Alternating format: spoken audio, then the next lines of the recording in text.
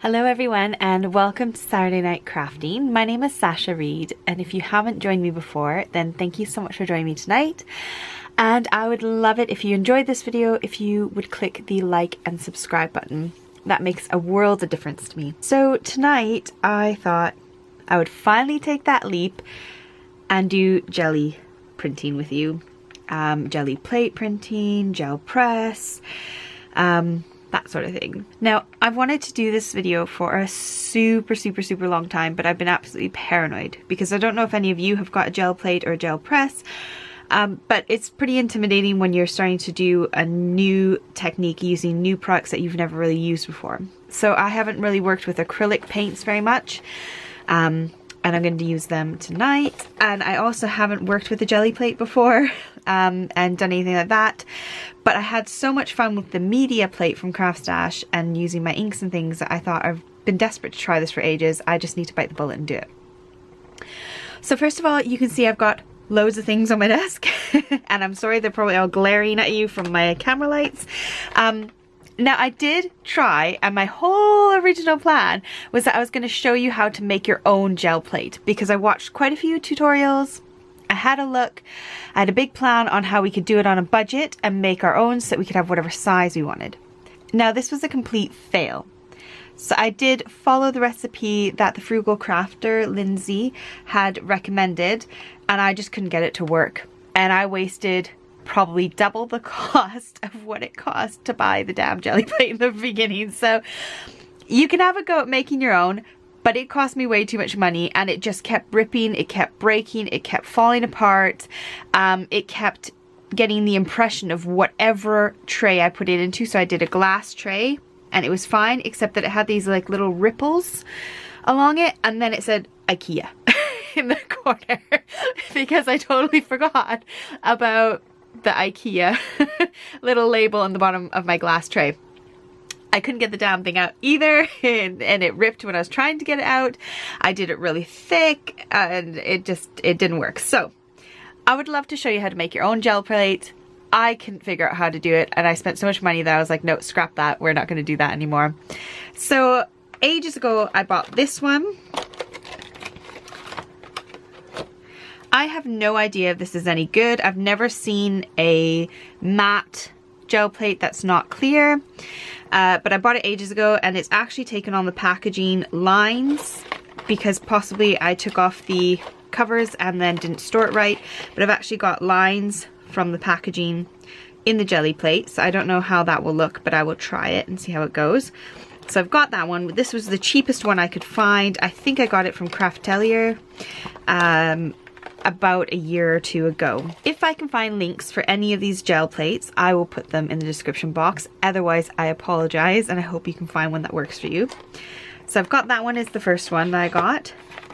Then I bought a circular one. This one is by Gel Press, and I thought a circle one would be really fun if I wanted to do big square cards, and I wanted to have a cute little beautiful pattern in the shape of a circle. And I apologize because I don't know how many will show you in today's video. I know 100% I'm going to probably start with this one.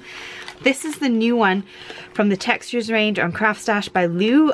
I'm going to start with this one because I know 100% it's available and they do ship worldwide. So I know for a fact that you can find this one. So I'm probably going to use this one for the majority of my video today. So this one comes with a thinner packaging cover on both sides. And again, it's one big block. It's not as squishy as the gel press or the Gelli Plate. It's definitely not as squishy, but it's just as thick. Then when I was in Canada visiting my mom, I had a Michaels voucher and I got 30% off of this ginormous one.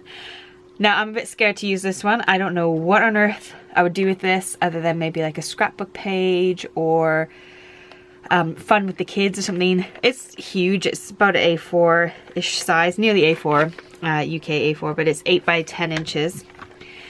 So it's a big, massive one. I think this is also the main brand that most people have heard of. So in terms of feeling, this is definitely by far the nicest feeling one. There are absolutely not, there's not a single blemish anywhere on this whole entire Gelli Plate. And it's really squidgy and really, really, really nice to touch. It's really cool. So this one by far feels the nicest and looks the nicest, but that doesn't mean it's going to work the nicest. They probably all will work just fine. So I'm getting started with the Textures Range gel plate. I picked this one just simply because it's a really nice size, nice, small, easy size. I pulled off both sides of the plastic covering and just stuck it straight to my work surface. And then I've got a big bundle of thin card from Lime Tree Craft cut down to A5. And I've got my Arteza Pearlescent acrylic paints. So getting started, I'm just going to blob them onto my pad directly, my Gelli Plate, my gel plate. Essentially, I have no clue what I'm doing. I am just messing with it. I'm trying to get through that frightening stage of not having any idea what to do with this stuff. Now, I started by putting it onto the plate, and then I obviously realized I want to clean my brayer because I want to do some different colors. I was thinking I could do like a sunset sort of set of colors. And so therefore I brought in that scrap bit of paper. You'll see in a minute though, I actually put it into one of my new books that I've got, and I'm going to do some art journaling with that book at a later point. So I do use all that paint and save it. But getting started, when you first get a Gelli Plate, I found the best thing to do was just to play. I just started using whatever I had on my desk and adding things in and trying things out. So the next thing I decided after I did a few of these little prints just playing with paint was I wanted to see if I could make a print, add an image into my picture. So I've got these die cuts left over from when I first did my little sample swatches with my dies, and I decided let's do the same color pattern, but I'll put this flower down and then see if I can kind of get that flower in a different color. So I'm adding on my paint and graduating them, blending them together so they get this kind of ombre look. And now I've got those colors on the bottom. I can go ahead and add on the pink on the top, and the pink will fill in those gaps. Now the downside is I didn't probably use enough paint, and therefore it's quite a thin layer and it almost is quite translucent, but it did work. So I did have fun, and you can see there, you can see that flower through the back of it, and it is a bit better once it's dried. I'll share with you all of them when they're done at the end and how they look when they're dried. You can also take stencils and add in stencils.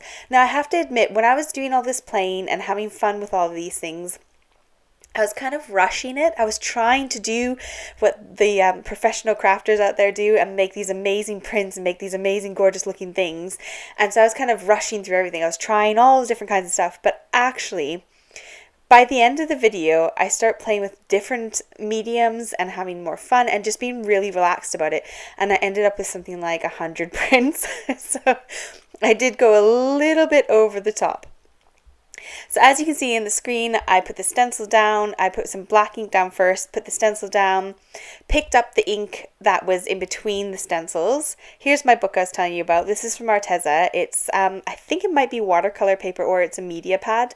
I can't quite remember. I'll link it for you if you want to check it out. It's a nice, thick, durable, strong, sturdy book, and it's got really nice, thick pages. So I am just taking all of my excess paint and I'm putting it straight into that book. And I end up with about 15 pages in the end of really fun, colorful pages that I can go ahead and do some art journaling with and some mixed media playing.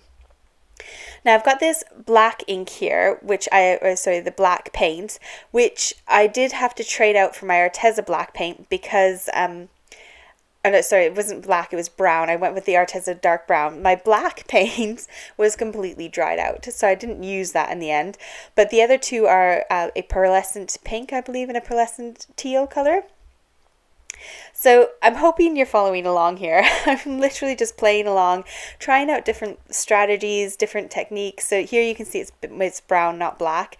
I liked the second print a lot better than the first one when I added the solid yellow rather than the multicolors. Now to clean up my Gelli Plate, I just go ahead and use a baby wipe or a wet cloth and just give it a wipe down if it doesn't all pull up when I pull it with my cardstock. So here I'm going for an ombre of colors, and again, here's my book. You can see I've filled up some of those pages now because I was having lots and lots of fun. I did this, by the way, over a period of about 4 or 5 days because the kids are on holidays. It's Easter and they're with me at the moment, so I've had to craft in and around hanging out with them. And therefore it's kind of, you'll see different sleeves, you'll probably see different shirts in the screenshots, but I just had a lot of fun, and I just kind of left it on my desk. I tidied up as I went, so I didn't have any paint drying where it shouldn't dry, and then just carried on and went with new inspiration the next day. Right now I'm using embossing folders, so I've gone ahead and taken an embossing folder, ran it through with my cardstock in between, and then I've used the cardstock to make an impression on the gel plate and kind of give that little print. So the next thing I use in a bit is some bubble wrap, which works cracking good. I love the look of the bubble wrap, but at the moment I'm just going through with some embossing folders and pulling up texture using the embossing folders, and this is when I'm starting to fall in love with it. This is when things are starting to click, and I'm really starting to get excited, and I'm having fun, and I'm creating backgrounds that I am enjoying. I think what you need to do when you watch all these videos and you watch tutorials is just pull away things that you enjoy, but you've got to play to work out what you like. You've got to have a play to work out what the techniques and the textures and how messy or how neat you want to be.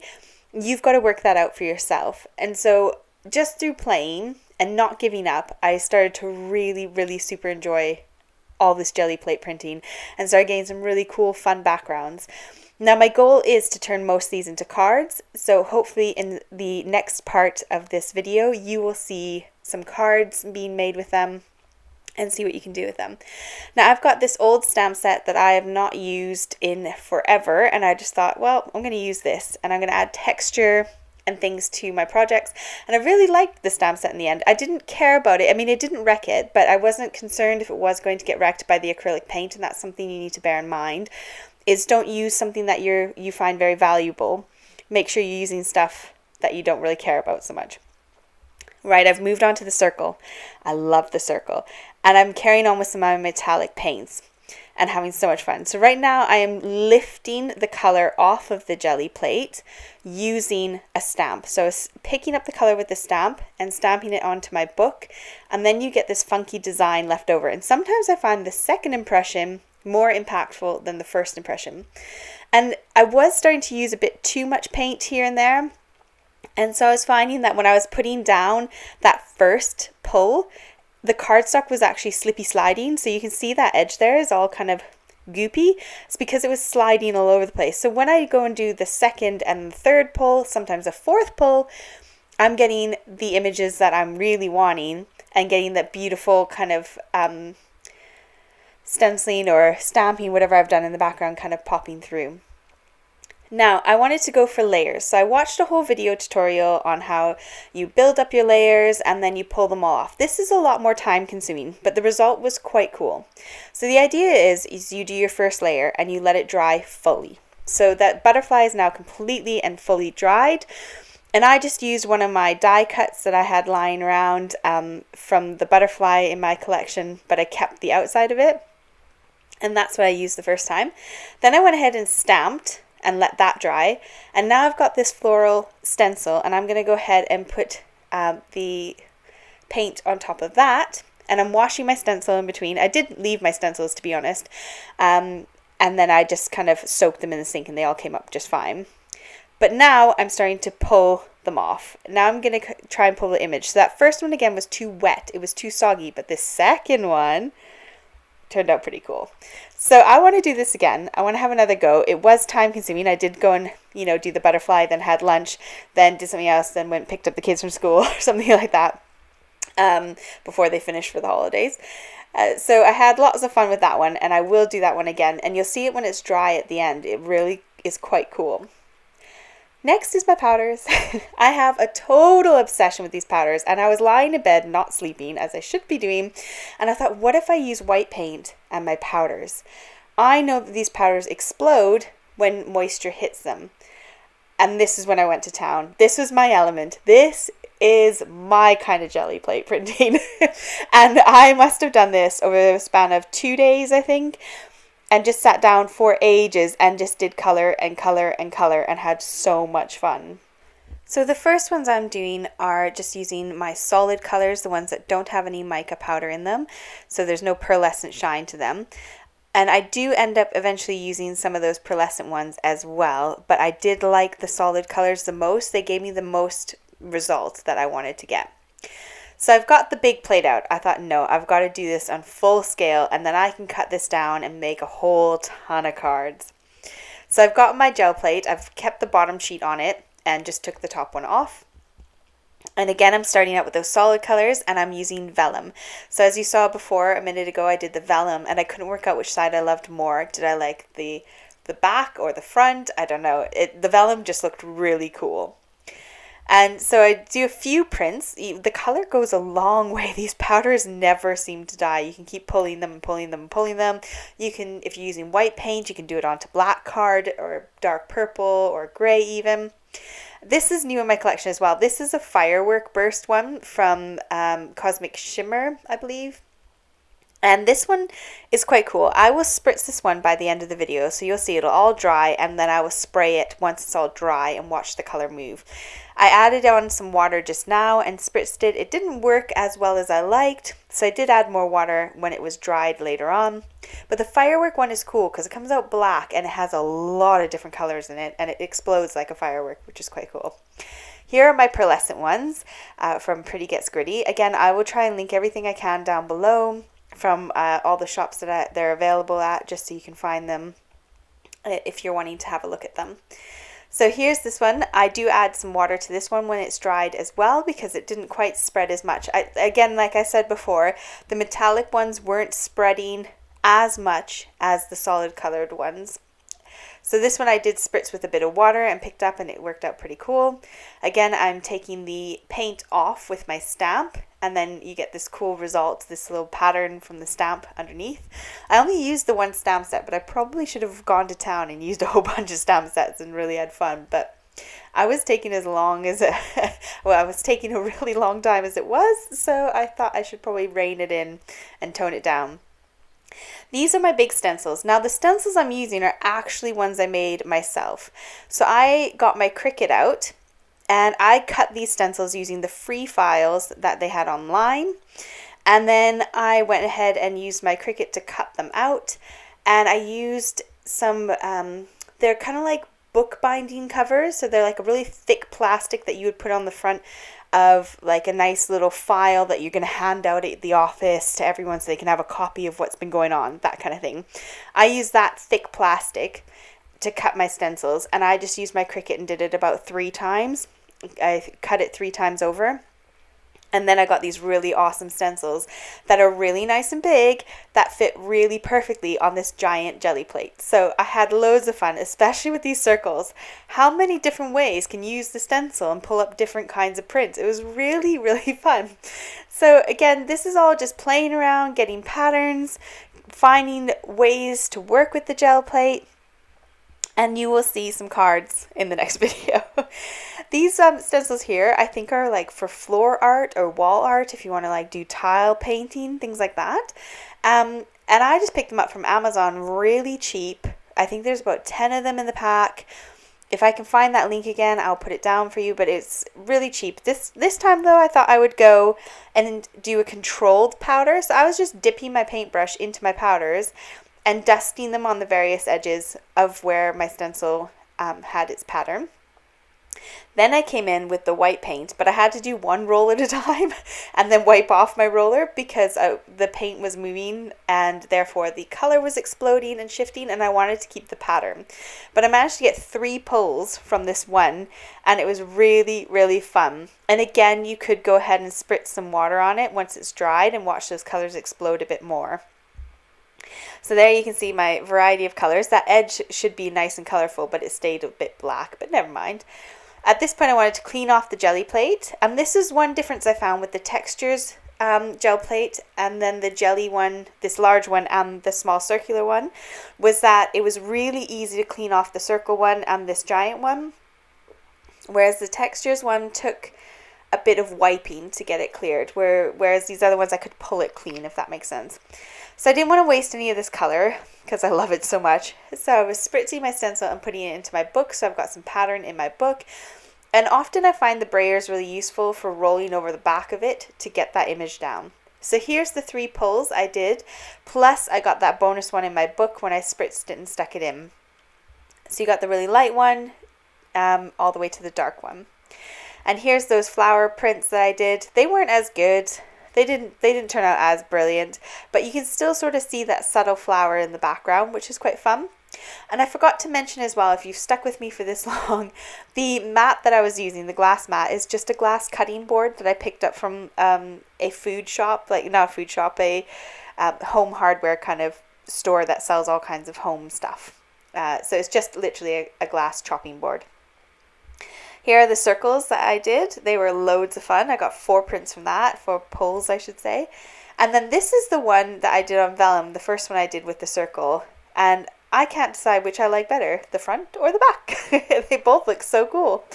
This is one that I spritzed more water on than the other ones. And now you can see on these prints, you can see the details starting to show up because they're dried. And these are the ones that I said I'm going to come in and spray them to activate those powders afterwards. And it's quite fun because then that color rests on top of the paint.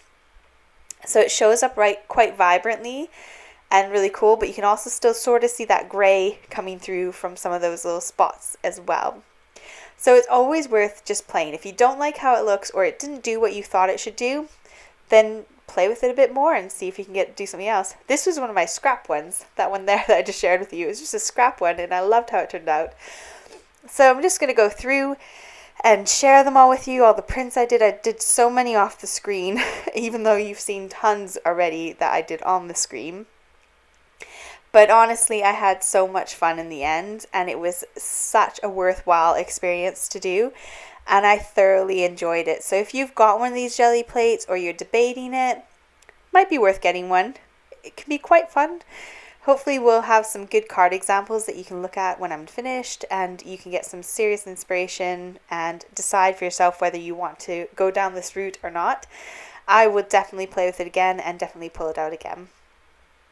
Now, while you're seeing all my samples while they're dry, I thought I would just share with you that if you would like to join me over on Facebook, I will put that link down below. I've got a Facebook group that you can join with lots of really awesome inspiration and really lovely people on. I also have Instagram, so you can follow me over there. And I have got the Buy Me a Coffee app if that's something that you want to do as well. That link is also in the description box, as well as hopefully all the stuff that I've shown with you today or shared with you today.